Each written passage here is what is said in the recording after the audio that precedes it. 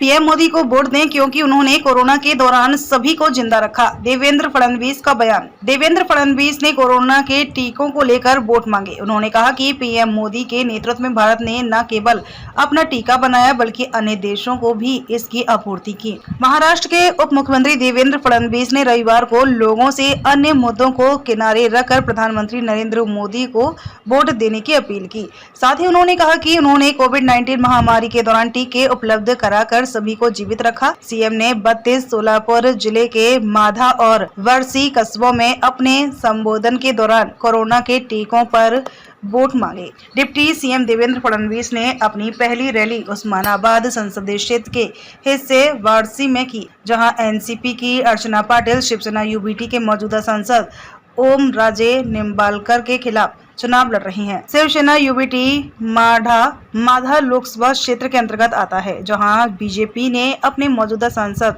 रंजीत सिंह निम्बालकर को शरद पवार के नेतृत्व में ली एनसीपी एसपी के धैर्यशील मोहिते पाटिल के खिलाफ फिर से मैदान में उतारा है। धैर्यशील ने इस महीने की शुरुआत में बीजेपी से इस्तीफा दे दिया था। डिप्टी सीएम ने कहा, अन्य मुद्दों को किनारे रखें और प्रधानमंत्री नरेंद्र मोदी को वोट दें क्योंकि उन्होंने महामारी के दौरान हमें जीवित रखा।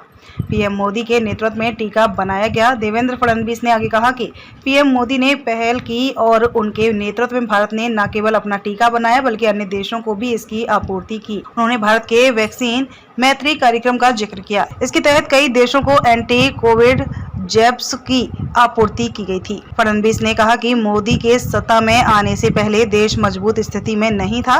पहले पाकिस्तान से लोग आसानी से यहां आ सकते थे और आतंकी हमले कर सकते थे। तत्कालीन प्रधानमंत्री ने अमेरिका जाकर पाकिस्तान की शिकायत की, लेकिन कुछ नहीं हुआ।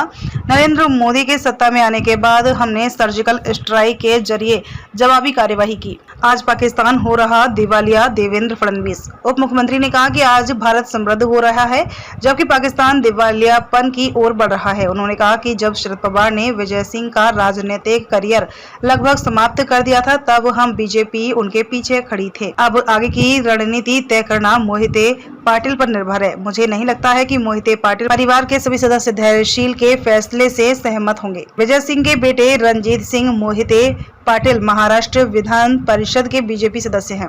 आम चुनाव में तीसरे चरण में 7 मई को माधा और उस्मानाबाद लोकसभा सीटों पर मतदान होगा।